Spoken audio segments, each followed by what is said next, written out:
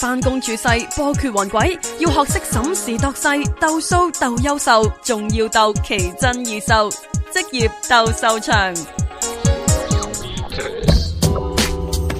歡迎大家收聽阿寶嘅職業鬥獸場。咁唔經唔覺呢個節目呢都已經做咗一排啦，大部分嘅時間呢都係喺度同大家分享呢個打工仔嘅一啲喺工作環境入邊嘅一啲心得，譬如點樣求生啊，點樣去同人相處啊，點樣去令到自己工作效率更加高啊咁樣。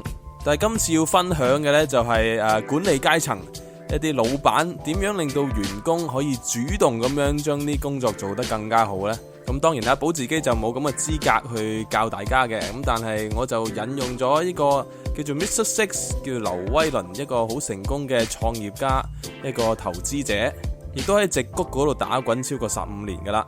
佢就話佢以前做嘢嘅老細呢，有一套好特殊嘅鬧鐘管理哲學，而且令到啲員工呢就好有成就感咁樣嘅，咁啊令到佢哋更加主動咁去做嘢。咁究竟呢個方法係點嘅呢？佢就話有一次老細交代佢哋個部門做一件事，老細就話等佢處理完呢個月報稅嘅事呢，就會同佢哋開會噶啦。咁呢班人就喺度私底下問佢哋個 department head， 喺度問佢哋個主管，老闆究竟幾時要睇噶？即係大家都想知道個 deadline 啦，係咪先？咁跟住個 department head 就只能夠喺度重複老闆嘅說話，就係話佢話處理完呢個報稅之後就會睇啊嘛。咁事實上呢個 department head 都唔知，呢個頭都唔知自己個老細係幾時會揾成個部門去開會㗎。咁於是呢，成個部門就好緊張咁樣，全日好落力咁做，因為唔知老闆幾時會同佢哋開會嘅。結果今日冇開到會，隔咗一日，老闆就經過佢哋嘅部門嗰度，就捉住其中一個同事咁樣問啦：你哋已經應該都做得差唔多㗎啦，係嘛？咁事實上呢，佢哋班人仲有一大堆嘢未做完嘅。老闆咁樣問呢，佢哋就嚇一跳啦。咁呢啲同事就好緊張咁樣講話：OK 噶啦，我哋都仲做緊一啲最後嘅處理咁樣。咁個老闆就喺度話：好，等我處理完報稅嘅嘢，我嚟開會噶啦。咁結果嗰一日呢，呢班人就比之前嗰日更加努力咁樣去做。收工嗰陣時呢，都幾乎做完咁滯啦。喺做完嘅時候，成個部門都好高興，仲去食咗一餐細細地嘅慶功宴咁樣。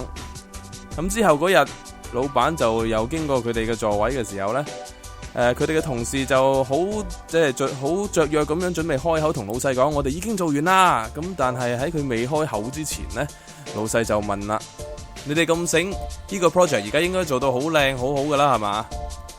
佢哋就答：係嘅，我哋會做得更加好噶啦。呢一日呢，就結果佢哋就好努力咁去修改，令到呢份文件做得更加靚，確保每一個細節都冇問題。等到過咗全日之後，呢一個作品呢已經非常非常咁好啦。然後佢哋自己成班人都覺得自己好高興，因為佢哋覺得自己實在太勁啦，做3日已經可以做到咁厲害嘅程度。到咗第4日，終於老闆揾佢哋個部門入去開會啦。但係喺個會入邊呢，其實老闆就冇講到啲乜嘢㗎噃，佢只係笑咪咪咁樣喺度同佢哋講：你哋班後生仔真係做得唔錯啊，仲未做完㗎嗬。跟住成班人就喺度話：仲未做完？其實我哋當自己做完㗎咯。不過見到老闆咁相信我哋，又器重我哋，咁就當然要講話係啊，仲有啲嘢要加強。呢個係第一個版本嚟嘅啫，我哋好快就會做第2個版本噶啦。咁跟住佢哋就翻去又做咗3日，重複咁樣修改一次又一次，結果成個 project 總共做咗2個月。唔知點解老細好似啲稅搞極都未搞完咁樣，俾佢哋當初要諗交差嘅日子呢，足足遲咗成20倍嘅時間。咁點解會咁嘅都唔知點算啦。咁喺一個好偶然嘅情況之下，呢個 Mr. Six 咧，即係呢個作者咧，就去咗第二間公司嗰度，佢先至知道當初呢一個 project 咧，其實係有成3個月嘅時間俾佢哋做嘅。但係喺呢個老闆嘅領導之下，佢哋嘅部門唔單止淨係做咗2個月就提早完成咗呢個 project， 而且做得盡善盡美。最重要嘅係由頭到尾，老細都冇俾個 deadline 佢哋。而佢哋亦都冇感受到佢哋喺度俾時間逼住嚟做，佢哋感覺上面自己真係一個好強嘅部門，佢哋覺得好叻，佢哋好有滿足感，好似好勁咁樣。而佢哋做嗰壇嘢呢，亦都真係拎到去俾全球總公司當作係樣板咁樣去俾人哋係參考嘅。咁所以呢件作品呢，就成為咗佢哋成 team 人喺嗰間公司做嘢入邊覺得最大嘅成就啦。無論當中發生過咩事，佢哋就只係記得係佢哋個部門主動喺短短2個月之內就完成。佢哋主動做得咁美觀，主動做到咁滴水不漏。咁但係幕後嘅功臣係邊個呢？其實佢哋雖然覺得係自己主動嘅成果，但係講真，呢個老闆用佢奇特嘅管理方式呢，就做到令到佢哋自己都覺得好好嘅作品出嚟。咁呢個 Mr. Six 呢個作者就有個領悟啦。比較差嘅領導者呢，就不停咁樣會設定各種各樣嘅鬧鐘，就係各種各樣嘅 deadline 啊、死線啊咁樣。佢下邊嘅員工呢，邊日必須做啲乜嘢，邊日一定要做完啲乜嘢，係一早寫好晒嘅。完成咗之後，亦都只不過係趕頭趕命咁完成。通常有好多做就當交差嘅人呢，越做越熟嘅話呢，完成咗之後就只係完成嘅啫，唔會話點樣盡善盡美嘅。但係比較強嘅領導者呢，就永遠唔會俾呢個鬧鐘響嘅。冇鬧鐘嘅工作就係不斷咁做得更好、更加好。其實本身係有個 deadline， 本身有個鬧鐘嘅，只係個老闆呢就一路都唔俾佢去響嘅啫。咁佢亦都呢個作者亦都講咗另一個古仔，就係分享一個阿爸點樣去叫佢個仔起身，係幾有意思嘅。鬧鐘響啦，再瞓5分鐘好啦。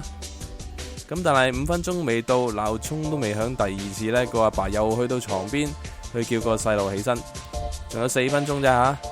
咁跟住嗰個細路當然又係碌嚟碌去唔肯起身啦。又過一陣，爸爸又去到個床邊喺度話仲有3分鐘，跟住2分鐘。其實呢個時候呢，嗰5分鐘一早就已經到咗啦，但係個鬧鐘係冇響過嘅，因為個爸爸係特登唔俾佢響。佢只係同佢再講仲有1分鐘零30秒咋。咁呢個時候呢，個細路呢就自己起身啦。咁呢個爸爸就話個鬧鐘唔響，而個細路自己起身呢，喺佢心入邊呢係覺得係自動自覺，而唔係鬧鐘逼佢起身嘅。而個爸爸所做嘅作用只係誘導佢。咁樣做呢，等個細路呢就養成以後自己將自己嘅事主動咁去做完，然後得到成就感嘅一個自動嘅好習慣。咁亦都因為咁樣有一股自信呢，會陪住佢一路走去人生嘅後邊嘅。咁永遠唔俾個鬧鐘響，令到每一個參與者都感受到係自己主動去做好一件事，而唔係要人逼嘅。呢種管理方式呢，係一種好上乘嘅藝術，但係實在有幾多個老闆係會明白呢一點呢？好啦，時間都差唔多啦，咁阿寶亦都要同大家講聲拜拜啦。